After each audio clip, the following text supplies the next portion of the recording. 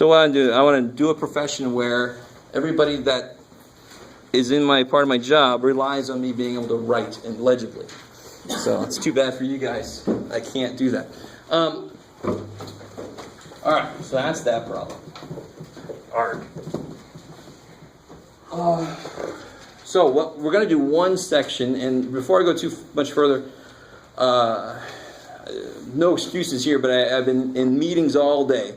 And then when I got back to my office, I just got the quizzes printed out. So I didn't print out the practice test. So just look in your email. I'm going to send that out because, believe it or not, what's happening a week from today? Yeah. Can you believe it? So, yeah, on the 4th, and that is a week from today, right? Yes. It's crazy. No, I can't. If I push it to Wednesday, then I'm going to want to cover into chapter 5 a little bit. I mean, just to keep on track. So you can push it to Wednesday, but we would have... If we can cover more material, sure. Right. And tonight, it's already,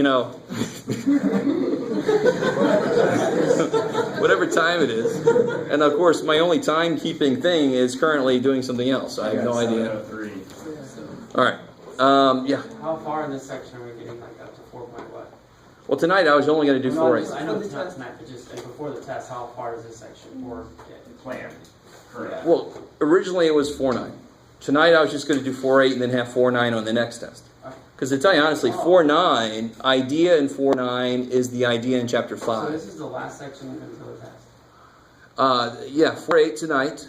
And then there is 4.9, but I was going to just keep that until later. Because this took so long, were we initially... Well, no, I was actually considering doing that anyway. Yeah. Okay, I'm going to just leave it up. That's what I would do. In fact, this is what I'm going to do. All right, good. Even if you had said change over. That's what make you feel like you're in a democracy. That's America. It's kind of like, exactly. Yeah, this room is its own country. Just want to let you know. All right. So, the beautiful thing about section 4.8, if you want to say that.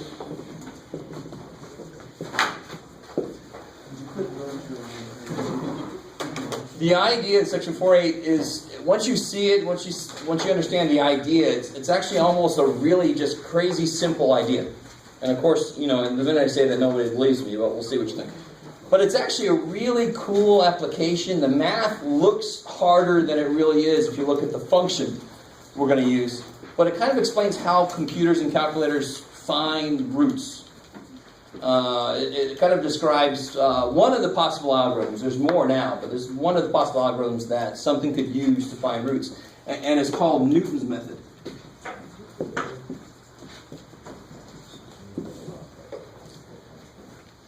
And it kind of helps you figure out why, when you want to find a root, why the calculator needs you to give it a range to look within.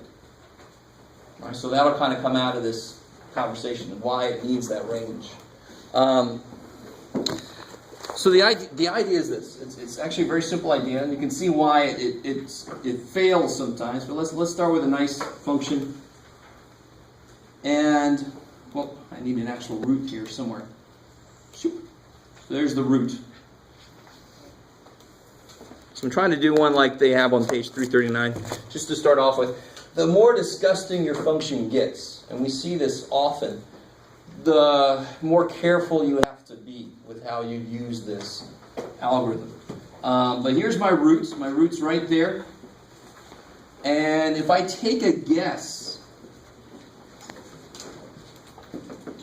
well, let's make this a little bit further away so I can see what's going on. Okay. So I make a guess as to what that root is. Right, so this is really zoomed in, so my guess makes a little more sense. There's 1, so my actual root's like 0.05 or something. So my guess is right there. Right, it's a decent guess. So the idea is this. If I look at x1 as a tangent point for the tangent equation at that point, right? The tangent line is going to look like this. It would actually be straight, but screw it. Okay. So the idea of this method, you can start to maybe see what kind of functions would fail, or if you're not careful with your choice, why it might fail. The tangent line, where it meets the x-axis, that is a better approximation. So there's a certain slope at this point. If I pick a point, the slope should approximate the slope there decently if it's close. That's the whole idea of slope, really. So if I follow this guy's tangent line, I should get a point whose slope is even closer to the slope at that point. I should get a point that's itself is closer to that root. And then if I do it again, so I go to this guy's tangent line, which is going to be this, and then I get a third. So this is my x1, this is my x2, this is my x3. You guys kind of with me? I mean, no, I like that. Beyond. So the idea is if I take a guess to my root, if I look at the equation of the tangent line to my function at that point, you with me? Yes. Take a guess, look at the tangent line at that point, follow that tangent line down to where it meets the x-axis. So that's the root of that tangent line. And the tangent line, what do we know about locally? Any function that's continuous and differentiable, when I look really, really close to it, the function itself should look like a straight line. So that tangent line should mimic that pretty well. So wherever it ends up, it's not going to be the answer necessarily, but it should be a hell of a lot closer. And then if that got me closer, I'm going to do the same damn thing again. I'm going to look at this guy's tangent line, follow it back along, so forth.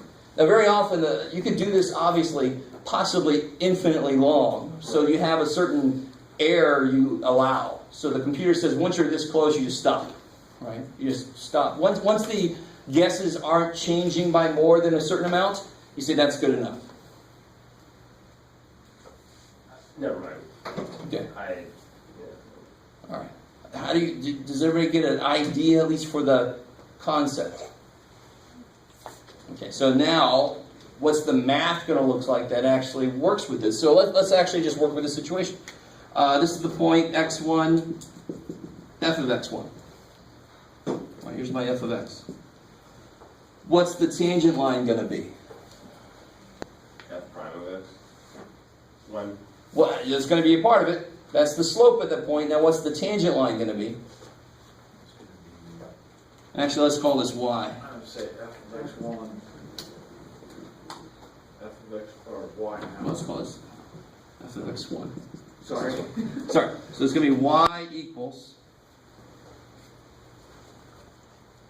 F of x1 minus. all right, good. Y1, f of x1, plus, so you got y equals y1 plus mx minus x1, right? F prime. Plus f prime of x1, x1 actually, right? Okay, maybe. You guys with me on that? So again, that's local linearity. That's a linearization of the function, which is really just the crazy tangent line. That's all it is, right? So what's x2?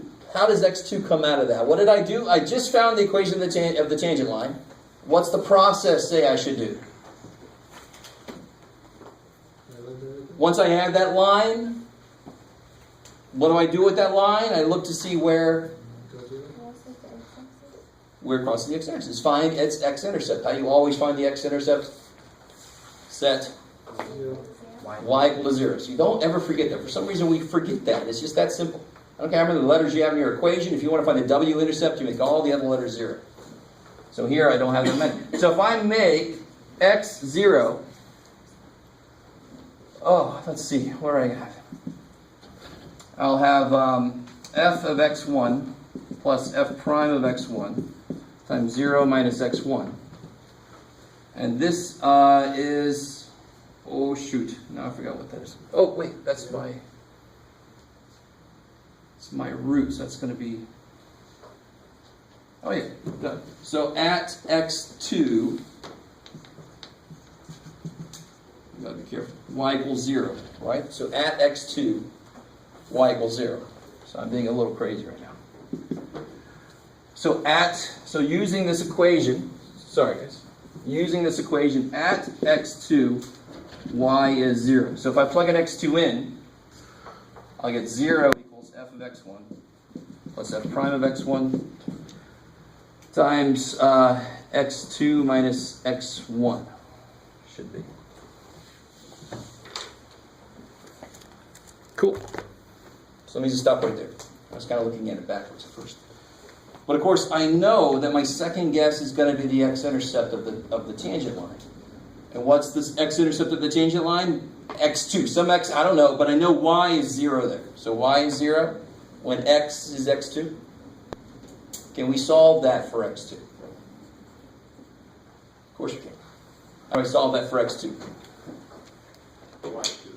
Can you go back one step? Y, Yep. Y is equal to 0. Oh, y equals to 0. Yeah, at this point, Yep. what point is that? That's the point x2, 0. Because I don't know what that is, but I know whatever point that is, it makes the function 0 there. That's the 0 of the function, of this line. So at x2, the output is 0. Now how do I solve that for x2? I want to know what my x2 is. I want to build a function that continues to give me better and better guesses. With the x2 by itself. I like it. Do that. What's the first step to do that? Distribute through the f prime. Even better. Or Subtract subtract And then divide by equals x2 minus x1. So x2 equals, add the x1, is that cool?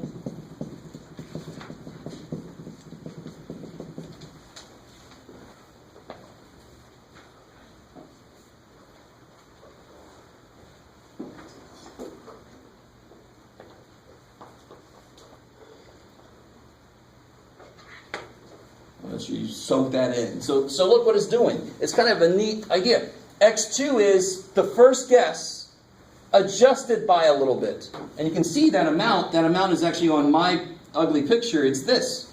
I took x1 and I adjusted it by that much. And that gets me a little bit closer. If I have a well-behaved function, right? Now, incredibly enough, what do you think x3 would be? x2 minus f of x2 over f prime of x2. x4, x5, x6. However many guesses you have to take. How many approximations you have to find until you're close enough. So all this mathematics is exactly mimicking the idea that we had about take a guess, find its tangent line, go to its root, use that as my next guess, find a tangent line, get its root, use that as my next guess. That's what that keeps doing. It keeps adjusting the last best guess to be even better. Last best guess, adjust it. Last best guess, adjust it. I bet you have a situation where that might break down.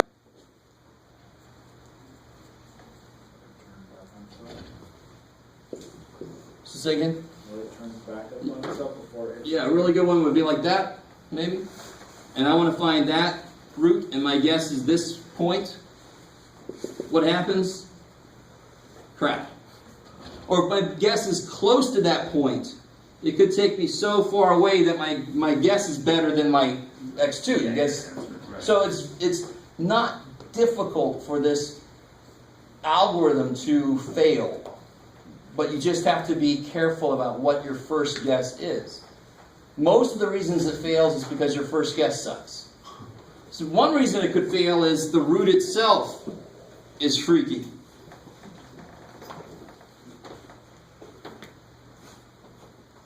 Possibly. Right? So here, this might not be the exact situation I'm trying to think of. If my guess is here, what situation am I trying to think of? But this one definitely fails. It takes me too far away. And it's not that one. I can't remember the picture. But let's try a concrete problem out. This is all we need to know. What's xn? I love it. Just xn minus 1 minus f of xn minus 1 over f prime of xn minus 1. right? Whatever, if you want the next best guess, you build it off of your previous best guess. So see what all this math looks like in an actual problem. We have a good, yeah, okay. Let's see. Let's do one out of here, maybe. So if I want, let's say,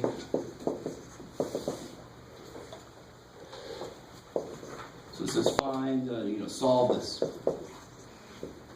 So it's basically finding the root of this function here. And of course, we could do that calculator, but we're trying to investigate how, if you graph this, how does the calculator itself do this? Right, this is really what you should be interested in. It's one thing for a little black box to do all the magic stuff it does inside, but I want to know what the hell's in there. Right? How does the thing work? I don't want people to make stuff for me and I have no idea how the hell it works.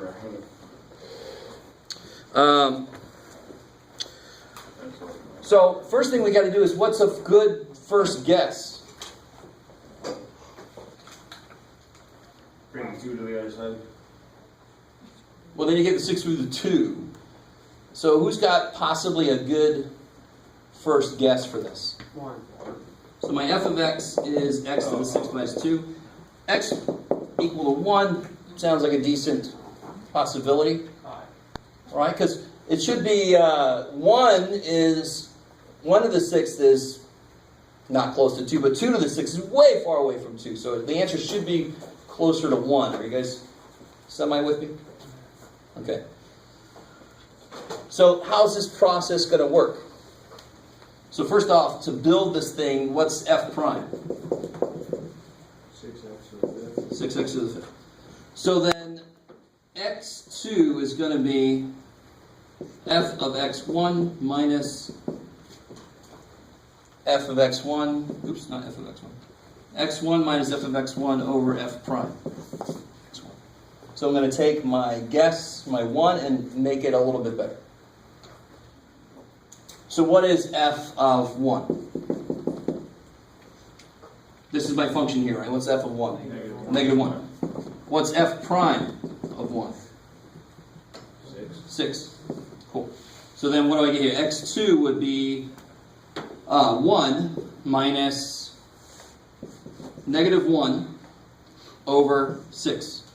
So x2 will be 1 plus 1/6. Now why do I feel good about that? Why do I know it's going in the right direction? Because 1 was Far away from 2. too low. 2 is way too high.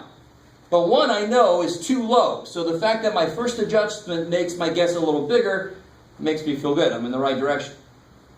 We all should know the answer is decently close to 1. It's a lot closer to 1 than it is to 2. But I know it's between there. So if my first thing takes my 1 and makes it smaller, I'm like, shit, something's not right here. It's not going in the right direction. How do you guys feel? Is that cool? Okay.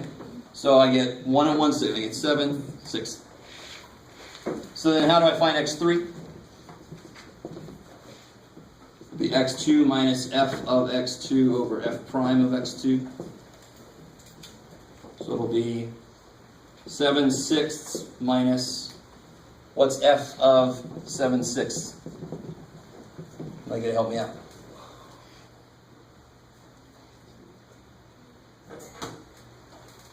Seven six to the 6th power. I have no idea. I'm pleading for calculator help.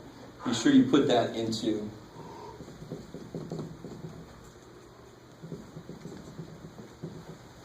That's 2.5216. Okay. 2.5216. Yeah. Okay. Divided by f prime. What's f prime of 7/6? So that's 6 times 7/6 to the 5th.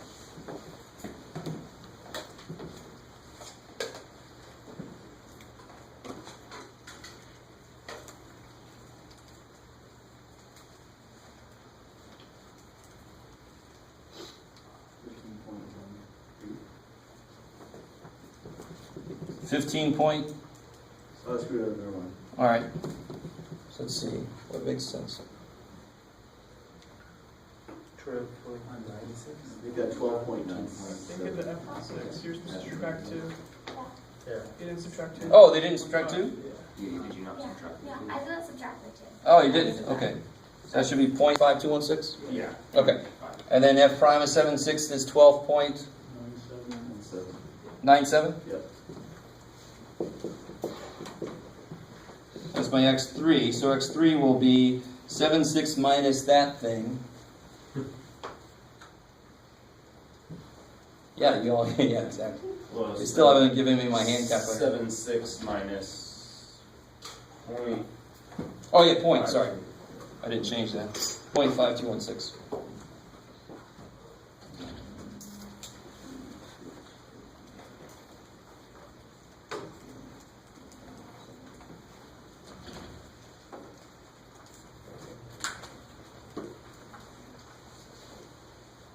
I got 1.13.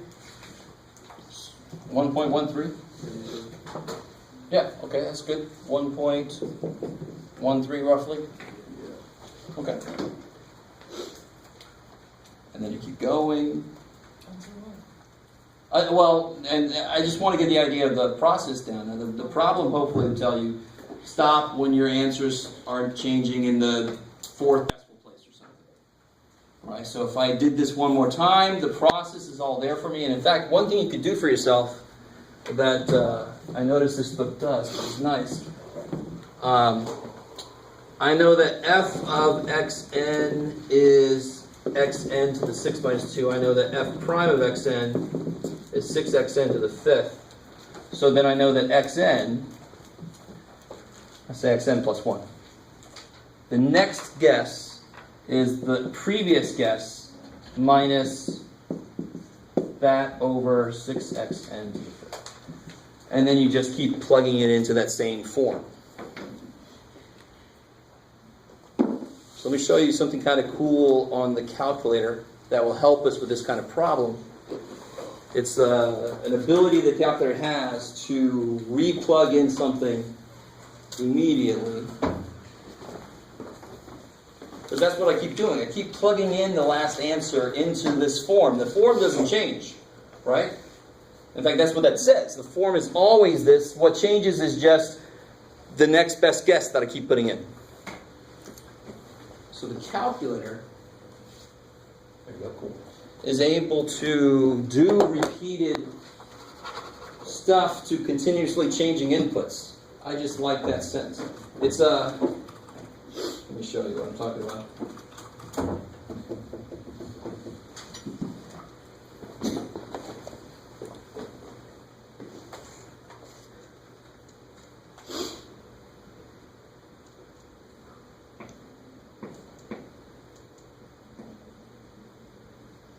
Okay, cool. So the math involved in this problem is not very high-end at all.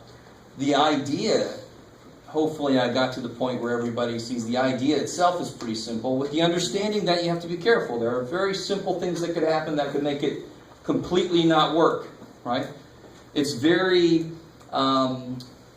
sensitive to little changes in your guesses. If you go a little too far out, the slope might take you way far away. So that's why when you do it in the calculator and it says lower bound, upper bound, or left side, right side, whatever the hell it says, so that if it does do that and it comes outside of there, it actually just adjusts it so that it does get something that's inside there. That's kind of like an internal adjustment. Oh, shit, I'm outside of there. Let me move the little guess a little bit so that I stay inside. And of course, it's able to do that stupid fast. But this problem here,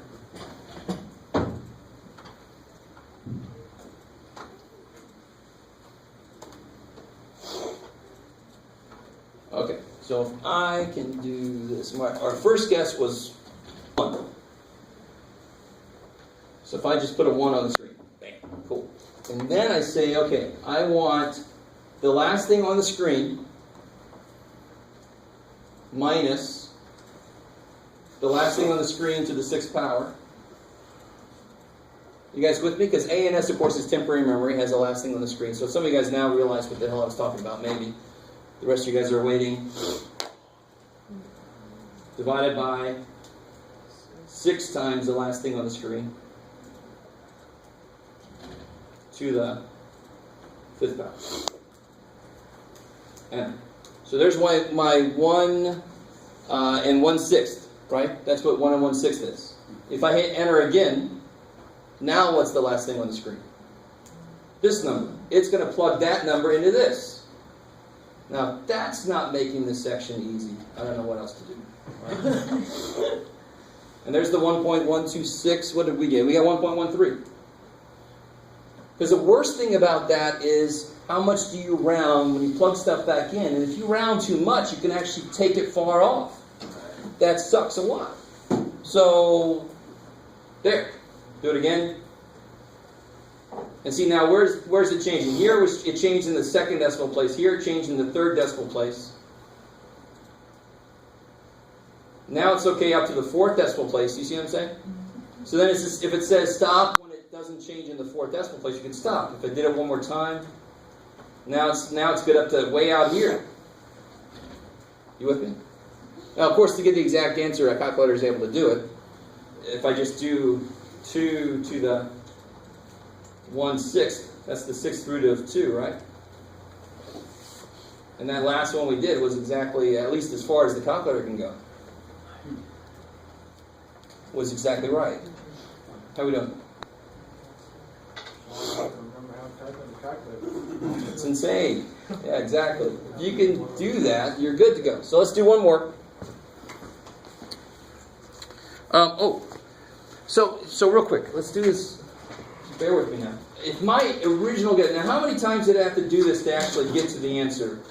Or to actually get to, let's see, how many times did we do this? Here's x1, x2, x3, x4, and that's when we stopped. So it took me 4 turns, right? To get to the 4th decimal place, not changing. You guys with me? Now obviously if my original guess was better, it would be able to get there quicker. So if my original guess was actually 1.1, there's a beautiful thing about 2nd enter.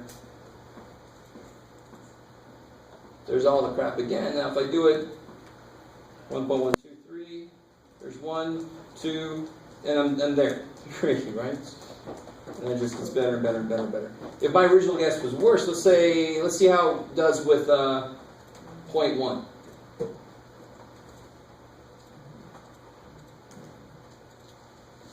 Okay, see, so what happened there? Far away. Yeah, so what was true about my tangent line? What was true about the slope at 0.1? It must have been almost what? I mean, it's Almost 0. Oh yeah, it must have been really close to 0 because it was so close to 0 that when I followed it, it took me that long to get back to the x-axis. I like it. Kick ass. I was going to keep trying other numbers until I actually got something like that down. So, I mean, there's another branch of mathematics where you can actually figure out what interval of inputs would keep you within the realm, and you could actually possibly do it here as a bonus question. But When you want to start over, how do you bring that back up like you did the second? so if I put in there like 0.5, so now that's in. Yep. If I hit 2nd enter, 2nd enter, just if I just keep hitting 2nd enter, it keeps. I don't know if I could just hit up. If it would actually, if I do this, yeah, I guess it would. Yeah, there it is. On the newer models, you could just hit the up arrow until you get to where you want to be. On the older one, you hit 2nd enter until it shows what you want.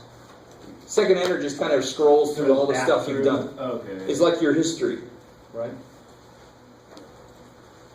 So yeah, 0.5 takes me to 11. Hey, this might actually, now look, it took me to 11, but now it's 9, 7, 6, 5. It's someday it's going to get there, right?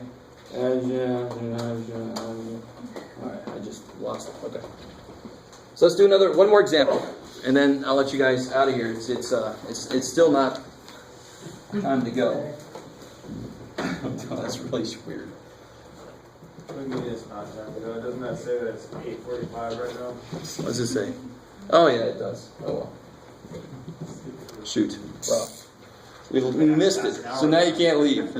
You missed your window for leaving. So now you're stuck here.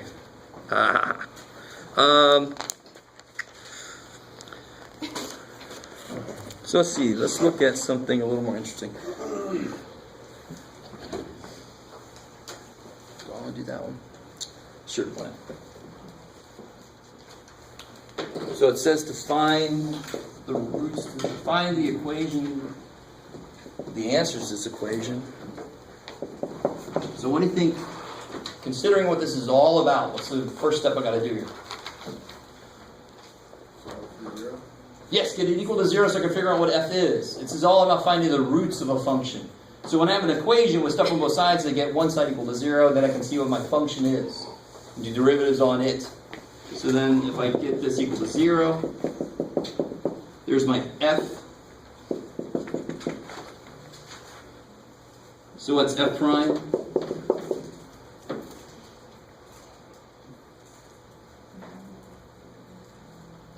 Negative 3 sin x minus 1. All right, good. Negative 3 sine x minus 1. I like it. And then you can just attack it. But how do I figure out a decent first guess? I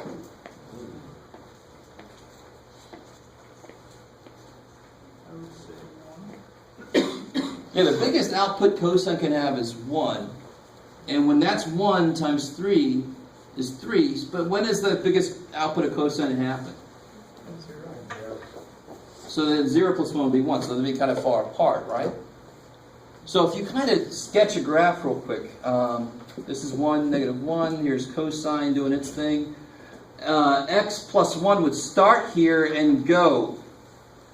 So right off the bat, that tells me that, in fact, what am I looking for? Oh, yeah. Actually, that tells me, oh, yeah, it's 3, Jeff. Come on. So 1, 2, 3. There we go. So cosine's here. X plus 1 is there. So here's the x plus 1. Go ahead and go like that. I don't know if I've gone far enough here.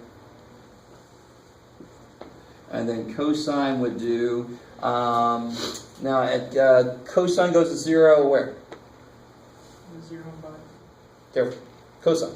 Um, Yeah, pi over 2. Pi over 2 is roughly 1.5, right? Half a pi, half of 3, 1.5, so it's right there. So cosine goes something like this, right? And then it goes like this. So there might be another answer back here. So let's focus on that one. For my rough, ugly-ass sketch, it looks like 1 might be a good answer again, a good guess. You with me? A little bit? And 1 is like pi over 3, right? Is that cool? Pi divided by 3 is about 1, right? And what is cosine of pi over 3?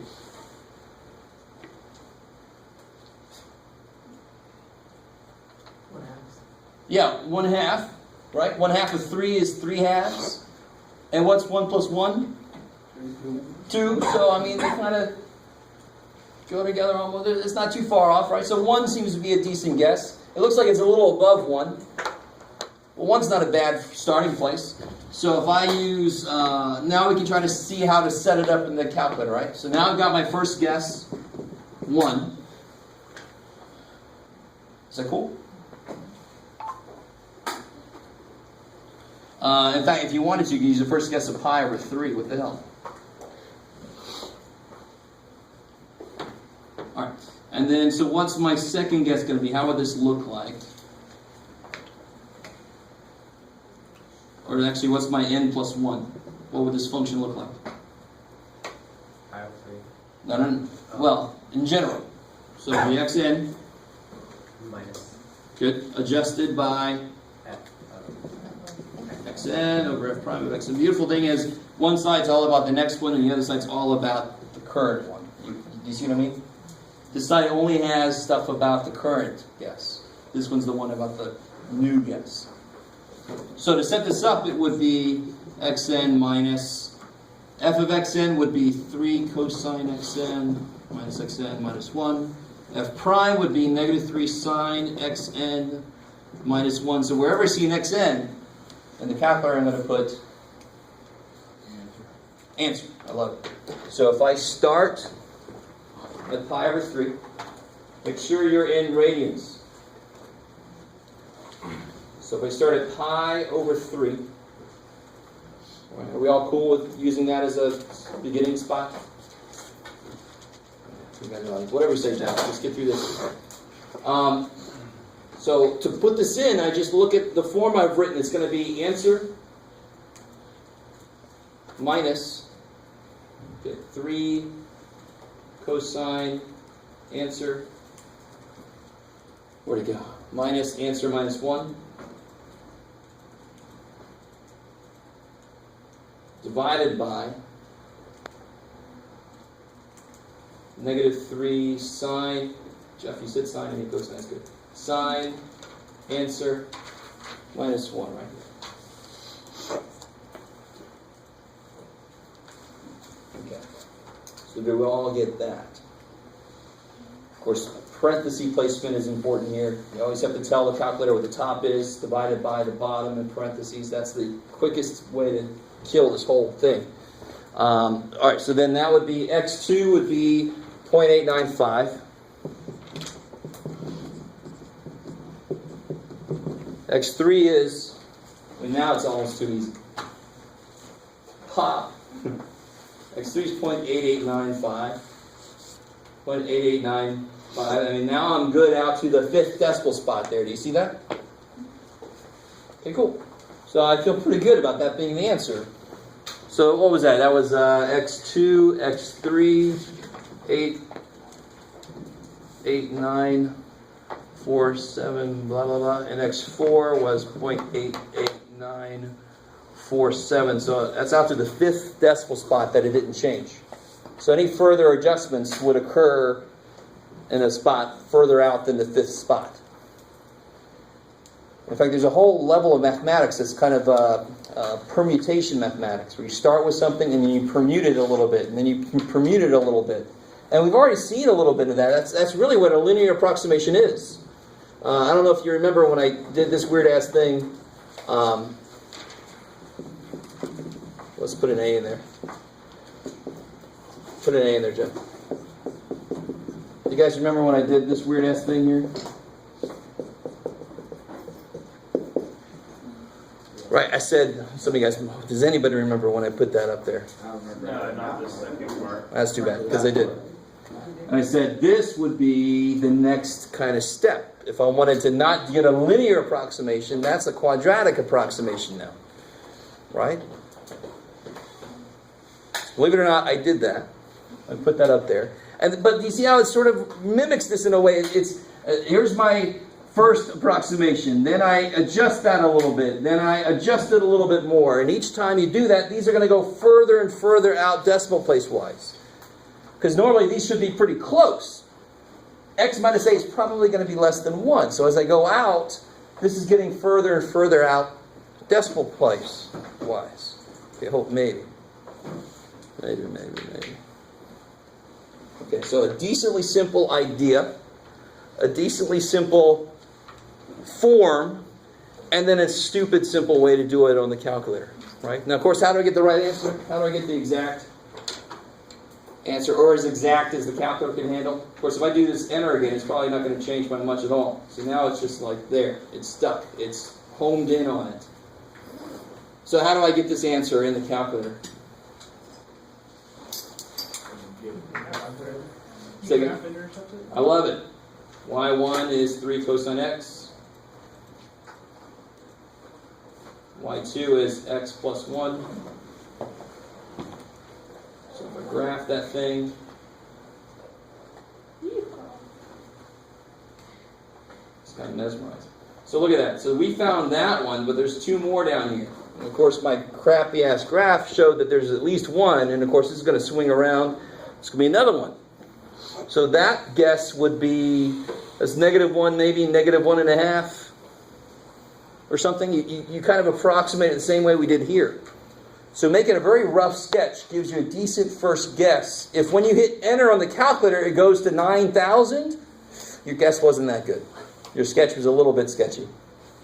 You with me? So don't freak out if it does that. That's what this could do. It's very sensitive to minor changes in your first input. Okay, that's all I got. So I don't know, did I say look for in your email? I forgot to print out the okay, good. So look for that, and then I'll have the answer key Wednesday.